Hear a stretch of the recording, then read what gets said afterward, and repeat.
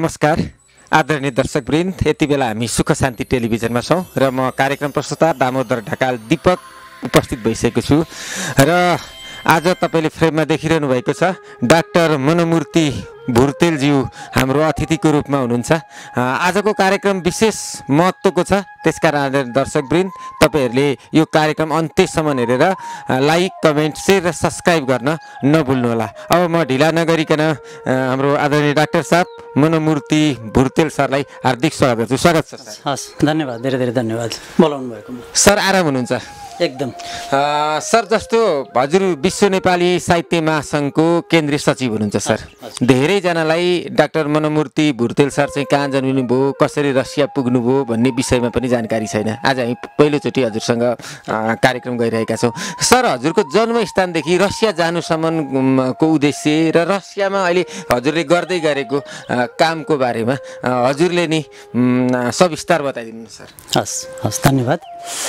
मेरो जन्म चाहिँ चितवनको शिवनगर भन्ने ठाउँमा भएको थियो र म चाहिँ चितवन नवलपरासी पढेर पछि चाहिँ काठमाडौँमा सिद्धार्थ वनस्थली हाई स्कुलमा एसएलसीमा चाहिँ डिस्टिङसन 80% ल्याएर एसएलसी मैले सिद्ध्याएँ। त्यसपछि अमृत साइन्स क्याम्पसमा पढेर सरकारी स्कलरसिप, त्यहाँ पनि राम्रो नम्बर आएको हुनाले सरकारी स्कलरसिपमा पढ्नको लागि म रसिया गएँ फुड टेक्नोलोजी पढ्न र फुड टेक्नोलोजीमै मैले चाहिँ पिएचडी गरेँ र त्यतै व्यापार व्यवसाय गर्दै बसेको छु फुड सम्बन्धी नै र साथसाथै अब सकेसम्म साहित्यको पनि साहित्य भाषाको सेवा गर्ने जमर्को गरेको छु।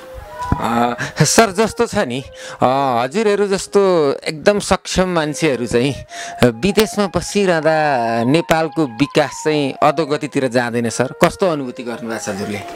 होइन, अलिकति चाहिँ त्यसलाई अब विभिन्न किसिमले हेर्न सकिन्छ है। अब देशको विकासको लागि चाहिँ एउटा अनुभव हामीले चाहिँ हेरेका छौँ नि, जस्तो विदेशमा जस्तो रसियाले कसरी विकास गर्यो होइन, कस्तो विकास भएको छ, त्यो मोडलहरू चाहिँ हामीले नजिकबाट हेर्न पाएका छौँ कसरी विकास भयो भन्ने कुरा। र त्यसैलाई चाहिँ त्यो अनुभवबाट सिकेर हामीले नेपालको लागि पनि धेरै गर्न सक्छौँ भन्ने लाग्छ। अब कहिलेबाट चाहिँ नेपालकै लागि गर्नुहुन्छ त सर रसिया छोडेर? होइन, यस्तो हामी रसियामा हुँदाहुँदै पनि नेपालको लागि पनि गरिरहेका छौँ। जस्तो अब म जस्तै अब हाम्रा साथीहरू पनि हामी एनआरएन गैर आवासी नेपाली सङ्घसँग सम्बद्ध छौँ र एनआरएनको तर्फबाट पनि हामीले देशको विकासको लागि धेरै कामहरू गरिरहेका छौँ। धेरै इन्भेस्टमेन्ट भइरहेको छ। भाषा साहित्यको लागि पनि हामीले धेरै कामहरू गरेका छौँ। धेरै पुस्तकहरू पनि हामीले निकालेका छौँ। त्यस्तै विभिन्न साहित्यकारहरूलाई पनि अब हामीले सम्मान गरेका छौँ, सहयोग गरेका छौँ र आफूले पनि फुर्सदको बेलामा कविता, गीत, कथाहरू कोरेर पनि केही सानो भए पनि साहित्यको सेवा गर्ने हामीले जमर्को गरेका छौँ र यसलाई पनि अब देशको लागि केही गरेको भन्न मिल्छ होला सायद। सर सपरिवारै तपाईँ रसिया बस्नुहुन्छ? हजुर, मेरो चाहिँ यस्तो सपरिवार भन्नाले मेरो छोरा, मेरो पहिले बिहे रसियनसँग भएको थियो, हामी सँगै पढ्थ्यौँ। त्यहाँ अब प्रेम सम्बन्ध हुँदै गएर बिहे भयो, छोरा पनि जन्मियो। तर फरक फरक परिवेशमा हुर्केको हुनाले त्यति लामो चल्न सकेन र मेरो एकजना छोरा छ, छोरा 14 वर्षको त्यहाँ हुर्किरहेको छ। म उसलाई अब सहयोग आफ्नो पिताको तर्फबाट गर्न सक्ने सम्पूर्ण सहयोगहरू गरिरहेको छु र अहिले मेरो परिवार नेपालमै। भनेपछि नेपालमा दोस्रो विवाह गर्नु? हजुर, दोस्रो विवाह गरेँ। मेरो छोरी भर्खरै जन्मेकी छिन्, अहिले 8 महिनाकी भएकी छिन् छोरी। जस्तो सर जुन हजुरले एउटा कलेज पढ्दाखेरि एउटा माया प्रेमले जुन विवाह गर्नुभयो होइन सर, अब त्यो छुटिँदाखेरि कस्तो पीडा अनुभूति भयो अथवा त्यो सामान्य रूपमा लिन्छन् सर विदेशमा, के छ यस्तो? अब विदेशमा युरोपियनहरूले साधारण रूपमा लिए पनि हामी नेपालीहरू त हामी नेपाली संस्कार बोकेकाहरू, हामीलाई चाहिँ अलिकति पीडा नै हुन्छ, किनकि बिहे भनेको एकपटक गर्ने हो भन्ने चाहिँ त्यो परिवेशमा हामी हुर्केका हौँ नि। त्यसकारण छुट्टिनु पर्दा अवश्य नै पीडा हुन्छ। तर पनि अब जीवन त अगाडि बढाउनु पर्छ। त्यसकारण चाहिँ अब अर्को दोस्रो बिहे गरेर अब यसलाई चाहिँ जीवनलाई अगाडि बढाउने प्रयास गरिरहेको छु। जो दोस्रो विवाह गर्नु भएपछि चाहिँ नेपालमै हुनुहुन्छ अहिले, परिवार छोरी र श्रीमती नेपालमै हुनुहुन्छ। म चाहिँ आउने जाने गर्छु। जस्तो सर अब अलिकति हामी मेन टपिक्सतिर जाउँ। जस्तो यो विश्व नेपाली साहित्य महासङ्घ स्थापना हुनुको उद्देश्य चाहिँ के हो सर? अब विश्व नेपाली साहित्य महासङ्घको स्थापना हुनुको उद्देश्य विश्वभरि छरिएर रहेका नेपालीहरूको बिचमा सहकार्य गरेर र कसरी देशलाई, कसरी हाम्रो नेपाली भाषा र साहित्यको उत्थान गर्न सकिन्छ, कसरी यसको विकासमा हामीले टेवा दिन सकिन्छ र कसरी संसारभरि रहेका साहित्य प्रेमीहरूलाई एकजुट गरेर एउटा राम्रो काम गर्न सकिन्छ भन्ने त्यही नै उद्देश्य हो। र त्यस उद्देश्यमा हामी निरन्तर स्थापना कालदेखि नै लागिरहेका छौँ। त्यसमा हामी विभिन्न देशका, जस्तो म रसियामा बस्छु, हामी रसियाका पनि रसियन साहित्यकारहरूसँग पनि हामी सहकार्य गर्छौँ। हाम्रो कार्यक्रममा उहाँहरूलाई बोलाउँछौँ, उहाँहरूले रसियन कार्यक्रमहरूमा हामीलाई बोलाउनुहुन्छ र पुस्तकहरू पनि हामी निकाल्छौँ संयुक्त रूपमा। रसियन भाषा र नेपाली भाषामा संयुक्त रूपमा पनि हामीले धेरै पुस्तकहरू निकालेका छौँ र त्यस्तै यो एउटा उदाहरण मात्रै हो। विभिन्न देशमा हामीले त्यसरी नै गरिरहेका छौँ। र अर्को चाहिँ हामीले सम्पूर्ण विभिन्न देशहरूमा भएका हाम्रा थुप्रै शाखाहरू भइसकेका छन् र सम्पूर्ण शाखाहरूसँग हामी सहकार्य गर्दै अनलाइन पत्रिकाहरू पनि निकाल्छौँ, त्यस्तै प्रकाशित पनि गर्छौँ। जस्तो सर यो हाम्रो साहित्यिक संस्था छ नि विश्व नेपाली साहित्य महासङ्घ, यसको स्थापना कति सालमा भएको सर? यसको स्थापना मलाई लाग्छ 2010 सालमा जस्तो लाग्छ। सर अनेसासको स्थापना चाहिँ कति बेला भयो? जस्तो उस्तै हो लगभग। जस्तो हजुरहरू त्यही अनेसासमा बसेर साहित्यको सेवा गर्न सक्नुहुन्थ्यो होला, किन चाहिँ यो छुट्टै संस्था बनाउनु पर्यो सर?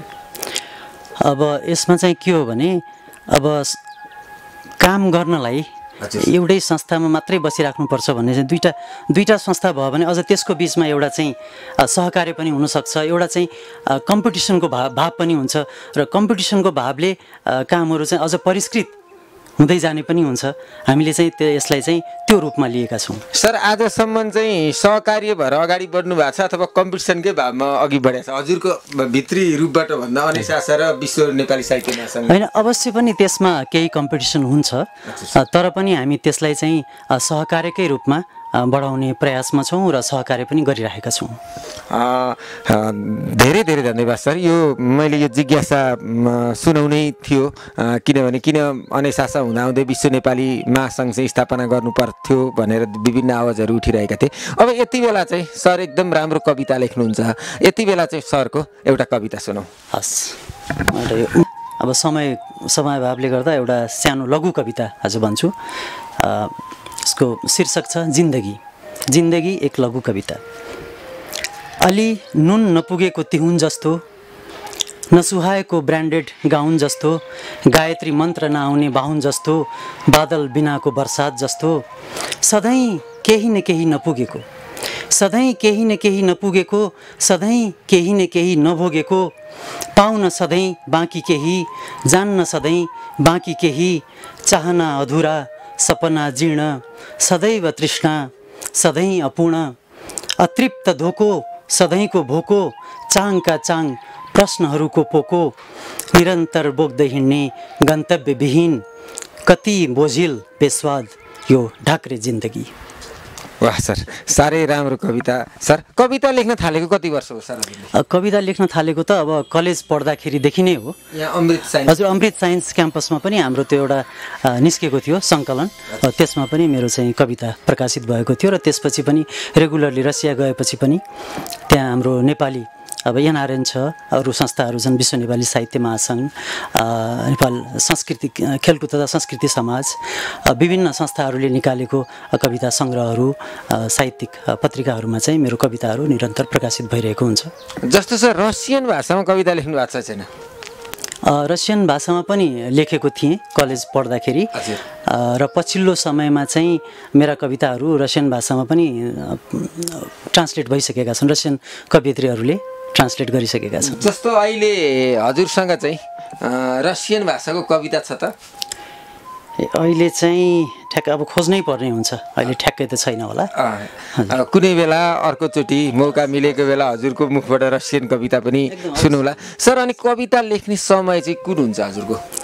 कविता लेख्ने समय चाहिँ जनरली एकदम फ्री, कुनै चाहिँ हतार नभएको बेला, कुनै फ्री टाइममा अथवा चाहिँ रातिको समयमा सबैजना जब सुतिसकेका हुन्छन् त्यसपछि अलिकति दिमागमा अलिकति कल्पनाको संसारमा उडिन्छ, कुनै विषयमा चिन्तन मनन गरिन्छ र त्यसपछि आफसे आफ कलम चाहिँ चल्न थाल्छन् कागजमा। आजसम्ममा कतिवटा कविता लेख्नु होला, केही रेकर्ड राख्नु भएको छ? लेखियो होला हाराहारी 150-200 भन्दा बढी नै लेखियो होला। हजुर। तर अलिक कार्यव्यस्तताले गर्दा अब काममा पनि धेरै नै बिजी भएको हुनाले त्यति चाहिँ लेख्न सकेको छैन, तर पनि फुर्सदको समयमा चाहिँ लेख्ने प्रयास गर्छु। जस्तो सर अब कविता यति मजाले लेख्नुहुन्छ होइन सर, कविता एउटा कविता सुनियो, खुब दमदार कविता छ हजुरको होइन सर। अब यो समग्र साहित्यलाई जुन तपाईँ त अब एउटा नेतृत्व तमै हुनुहुन्छ, विश्व नेपाली साहित्य महासङ्घको चाहिँ केन्द्रीय सचिव हुनुहुन्छ होइन सर। यो साहित्यले मार्न पर्ने विकासको फड्को नेपाली साहित्यले मारेको छ जस्तो लाग्छ कि लाग्दैन? होइन, राम्रै प्रगति गरिराखेको छ नेपाली साहित्यले। अब विदेशमा बसेका नेपाली साहित्यकारहरूले पनि अहिले धेरै सक्रिय रूपले चाहिँ लेखिराख्नु भएको छ र देशमै पनि रहनुभएका साहित्यकारहरूले पनि एउटा अर्को लेभलमा पुगेको छ। पहिला भन्थे नि साहित्यकारहरू भोको हुन्छन् भनेर, तर अहिले नामी साहित्यकारहरू उहाँहरू धनाढ्यमा चाहिँ आउन थालिसक्नुभयो, धनाढ्यको लिस्टमा, किनकि रोयल्टीले गर्दाखेरि धेरै प्रति बिक्यो भने एउटै साहित्यकार, मैले चाहिँ अब हाम्रो प्रसिद्ध साहित्यकार अमर न्यौपानेज्यूसँग पनि एकचोटि भलाखुसारी गरेको थिएँ। उहाँले नि भन्दै हुनुहुन्थ्यो, उहाँले सेतो धरती जुन लेख्नुभयो त्यसमा मदन पुरस्कार पाउनुभएको थियो, त्यसको रोयल्टीले उहाँलाई 10-12 वर्षसम्म मलाई त आनन्दसँग चाहिँ लेखेर बस्नु पुग्छ भनेर भन्नुभएको थियो। त्यसकारण योबाट के प्रश्न हुन्छ भने हामीले चाहिँ कस्तो भने साहित्यमा लाग्ने मान्छेले अर्को कुनै काम पनि जीवनयापनको लागि गर्नै पर्छ भन्ने पनि त्यो छैन अब, किनभने कसैले राम्रो लेख्न सक्छ भने मेहनत गरेर साहित्यमा मात्रै लागे पनि पुग्ने समय आइसकेको छ। त्यसकारण यो सम्पूर्ण साहित्य प्रेमीहरूको लागि एकदम खुसीको कुरा हो। तर सर यो डिजिटल माध्यमले गर्दाखेरि कृतिहरू बिक्न छोडे, पठन संस्कृति चाहिँ हराउँदै गयो भन्ने एक खाले लेखकहरूको गुनासो पनि छ नि सर? हजुर, होइन, त्यो त अवश्य पनि अहिलेको जुन अब यङ जेनेरेसन छ होइन, युवा वर्गले चाहिँ बढी डिजिटल रूपमा चाहिँ प्रयोग गर्छन्, तर त्यसमा पनि अब कपिराइटको चाहिँ व्यवस्था केही भइसकेको छ र त्यसमा चाहिँ कपिराइटको चाहिँ नियम कानुन चाहिँ अलिकति कडा गर्यो भने त्यसबाट पनि प्रशस्त आम्दानी हुन्छ। त्यसकारण यसमा मैले कुनै समस्या देखेको छैन। भनेपछि अब साहित्य लेखेर मान्छे बाँच्न सक्ने आँकडा गर्न सक्नुहुन्छ? एकदम, त्यसमा मेहनत गरेर होइन, एकदम अब प्रतिभाशाली मान्छे छ भने उसले चाहिँ अर्को कुनै जीवनयापनको लागि अर्को कुनै व्यवसाय गर्नु पर्दैन अब चाहिँ। जस्तो सर पहिले चाहिँ साहित्यकारहरू साधनाबाट खारिँदै आउनु पर्थ्यो होइन सर, तर अहिले चाहिँ घोस्ट राइटिङ भन्ने एउटा जमाना आएको छ होइन, मान्छे प्रतिष्ठित हुने, त्यसपछि राम्रो लेख्न जान्ने मान्छेहरूलाई लेख्न लगाएर कृति निकाल्ने अहिले चलन छ सर। यसले गर्दा वास्तविक साहित्यकारहरू ओझेलमा परेका हुन् कि होइन, तपाईँको अन्दाज के छ सर यसमा? होइन, यसमा चाहिँ अपवादहरू भनेको चाहिँ जहाँ पनि हुन्छ होइन, तर चाहिँ के हो भने यो जनरली जुन हजुरले भन्नुभयो त्यो गोस्ट, त्यो भनेको चाहिँ जनरली यो आत्मकथाहरूमा हुन्छ। जस्तो प्रसिद्ध व्यक्तिहरू विनोद चौधरी जस्तो व्यक्तित्वहरू होइन, अब हरिवंश मदन कृष्णहरू, उहाँहरूले चाहिँ जुन भन्नु इन्टरभ्यू जस्तो दिनुहुन्छ धेरै इन्टरभ्यूहरू, त्यसलाई चाहिँ जोडेर कुनै साहित्यकारले त्यसलाई चाहिँ लिपिबद्ध गरेर चाहिँ त्यसलाई सम्पादन गरेर राम्रोसँग चाहिँ लेखिदिनुहुन्छ होइन। त्यो एउटा सहयोगीको भूमिकामा उहाँहरू हुनुहुन्छ होइन, त्यति मात्रै हो, नत्र अरू चाहिँ मलाई लाग्दैन। अनि तिनै चर्चित व्यक्तित्वहरूका चाहिँ किताब बिक्ने, अनि त्यसपछि वास्तविक साहित्यकारहरू जो साधनारत हुन्छ उसको चाहिँ किताब नबिक्ने समस्या पनि परिरहेको छ भनेर चाहिँ गुनासो सुनिन्छ। अब त यो गुनासोलाई कसरी लिनुहुन्छ भन्न मात्रै खोजेको? यस्तो हो, अब गुनासो त जहाँ पनि गर्न सकिन्छ। अब सङ्घर्ष भनेको त जीवनको हरेक क्षेत्रमा चाहिँ सङ्घर्ष छ हैन कुनै पनि व्यापार व्यवसाय गर्न सुरु गर्दा पनि तुरुन्तै प्रगति हुन्छ, तुरुन्तै चाहिँ करोडपति अरबपति हुन सकिन्छ भन्ने छैन, समय लाग्छ। त्यस्तै साहित्यमा पनि लेख्दै जाँदा एउटा पहिलो कृति लेख्ने बित्तिकै कोही प्रसिद्ध हुन्छ भन्ने छैन हैन। कोही हुनुहुन्छ त्यस्तो, हाम्रो गोपाल प्रसाद रिमाल अब आमाको सपना लेख्नुभयो हैन, अब एक दुईवटा कृति लेखेरै पनि एकदमै प्रसिद्ध हुनुभयो, धेरै पुरस्कारहरू प्राप्त गर्नुभयो। तर सबैको त्यस्तो हुन्छ भन्ने छैन। एक दुई लेख्दै गएपछि मान्छेले चिन्दै जान्छन्, चिन्दै गएपछि चर्चित हुँदै गएपछि त्यही लेखकको खोजेर पनि मान्छेले किन्छन्, पढ्छन्। मैले नै त्यसो गर्छु, प्रसिद्ध साहित्यकारहरूको मैले आफैले चाहिँ खोजेर चाहिँ किनेर पढ्ने गर्छु। सर अध्ययन धेरै गर्नुहुन्छ कि लेखन धेरै गर्नुहुन्छ? म अध्ययन धेरै गर्छु। आजसम्म कति किताब पढ्नु होला साहित्यका? धेरै नै पढियो होला, 1000 भन्दा बढी नै पढियो होला, फुर्सदको समयमा पढिन्छ। नेपालबाट रसिया जाँदा चाहिँ किताबको एक बारी नै लिएर जानुहुन्छ हजुरले? म सधैँ नेपालबाट रसिया जाँदाखेरि 4-5वटा चाहिँ कम्तीमा पनि 4-5वटा साहित्यिक किताबहरू चाहिँ लिएर जाने गर्छु। सर अब यति बेला हामी फेरि एउटा कविता सुन्छौँ सरको, त्यसपछि अरू थप कुराकानी गर्नेछौँ। अर्को एउटा कविता, यसको शीर्षक छ सूर्य। सूर्यको ताप साझा, उसको राप साझा, सूर्यको प्रकाश साझा, उसको ओज साझा, सूर्यको मात साझा, उप्रतिको विश्वास साझा। अनि तिमीले कागज र कपडामा सूर्य बनाउँदैमा सूर्य तिम्रो मात्र हुन्छ र? पृथ्वीको जन्मदेखि नै आफ्नो विशाल काय टर्चले निहाल्दै तताउँदै सूर्यले अभिभावकत्व निभाउँदैछ। सूर्य समानतामा विश्वास राख्छ। पर्वतको शिखरदेखि घना जङ्गल हुँदै हरेक कुना काप्चा अनि समुद्रको गहिराईसम्म बिना भेदभाव समान रूपले प्रज्वलित गर्छ। निरन्तर अँध्यारोबाट उज्यालोतिर डोर्याउँछ। काला बादललाई चाहिँ केहीलाई भ्रम पनि हुन्छ। सूर्यलाई छेकिदिन्छु, निलिदिन्छु, सिद्ध्याइदिन्छु, तर क्षणमै भ्रम चिर्दै आकाशमा चम्किन्छन् सूर्य। रमाउँछ जगत, सम्मानमा पृथ्वी परिक्रमा गर्छिन्। यस्ता शक्तिशाली सूर्यलाई आफ्नो खल्तीमा नजरबन्द गर्ने र निजीकरण गर्ने दुस्साहस गर्छौ? इतिहासका विभिन्न कालखण्डमा कैयौँ दानव र अहङ्कारी शासकहरूले सूर्यलाई आफ्नो मुठ्ठीमा दबाउन खोज्दा आफै भस्म भए, बिलाइ गए ती सबै। के तिमीलाई ती इतिहासका पाना काफी छैनन्? जनजनको आस्था र विश्वासको केन्द्र हो सूर्य, त्यसैले त ऊ सबैको साझा सर्वत्र पुजिन्छ। त्यसैले तिमी अहङ्कार त्यागी आऊ, सँगै बसौँ, सूर्यसँगै उठौँ, सूर्यले देखाएको बाटोमा हिँडौँ, अनि सम्पूर्ण तत्त्व गहिराईमै बुझिन्छ। धन्यवाद। बहुत शक्तिशाली कविता रहेछ सर, कविताका लागि धेरै धन्यवाद सर। अब हामी अन्तिमतिर पनि गएको छौँ है सर। जस्तो तपाईँ विदेशमा हुनुहुन्छ, विदेशमा भए पनि एउटा लिडिङ रोलमा हुनुहुन्छ अथवा नेतृत्वमा हुनुहुन्छ होइन सर। जस्तो नेपाली साहित्यको विकास योभन्दा पनि बढी हुन्थ्यो, के यदि नेपाली साहित्यकारहरूले गरे भन्दा योभन्दा बढी हुन्थ्यो, अथवा नेपाली साहित्य फर्स्ट आउँथ्यो जस्तो लाग्छ हजुरलाई? होइन, एउटा कुरो त अब कसरी फर्स्ट आउँथ्यो भने मैले भनिहालेँ। अब धेरैलाई चाहिँ अब के भ्रम छ, पहिला त्यस्तै थियो जस्तो कि साहित्यकार भोको हुन्छ भन्ने होइन। साहित्यमा लागेपछि अब पैसा आउँदैन, त्यो जीवनयापनको लागि अरू नै काम गर्नुपर्छ भन्ने त्यो जुन थियो पहिला, यो सत्य थियो भने अब चाहिँ यो सत्य छैन। अब चाहिँ साहित्यमा लाग्यो भने राम्रो साहित्य सिर्जना होइन, राम्रो लेखक बन्यो भने, राम्रो साहित्य सिर्जना गर्न सकियो भने उत्कृष्ट, त्यसैबाट पनि जीवनयापन गर्न सकिन्छ। त्यसकारण चाहिँ अब साहित्य प्रेमीहरूले एकदम चाहिँ एकाग्र भएर साहित्यमा लाग्न र साहित्य सिर्जनामा लाग्न चाहिँ म आह्वान गर्छु। र जीवनयापनको चाहिँ कुनै पनि समस्या हुने छैन जस्तो मलाई लाग्छ। मैले भन्न खोजेको चाहिँ ठ्याक्कै के थियो भने सर, जस्तो नेपालमा पनि धेरै अन्तर्राष्ट्रिय साहित्यहरू पढिन्छन् सर, तर नेपाली साहित्य चाहिँ अन्तर्राष्ट्रिय बजारमा पढिने दिन चाहिँ कहिले आउँछ, के गर्नु पर्ला भन्न खोजेका थिएँ सर मैले। हजुर हो, हामी यो जुन प्रश्न छ यसैको समाधानको लागि हामी लागि परेका छौँ।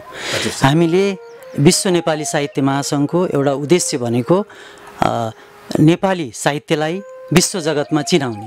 हामी विभिन्न देशमा हाम्रा शाखाहरू छन् र ती देशहरूमा नेपाली साहित्यलाई ती भाषामा अनुवाद गरेर हामी त्यहाँका साहित्य प्रेमीहरूमाझ हामी पुर्याउने जमर्को गर्दैछौँ। मैले रसियामा पनि हाम्रो एकजना दाजु एकदम हुनुहुन्छ, आदरणीय दाजु हुनुहुन्छ, अनुवादक नै हुनुहुन्छ, कृष्ण प्रकाश श्रेष्ठ। उहाँले पनि धेरै नेपाली साहित्यलाई, नेपाली पुस्तकहरूलाई रसियनमा अनुवाद गर्नुभएको छ। धेरै रसियन पुस्तकहरूलाई नेपालीमा पनि अनुवाद गर्नुभएको छ। हो, यसरी पनि धेरै नेपाली साहित्यलाई विदेशमा चिनाउने काम भइरहेको छ।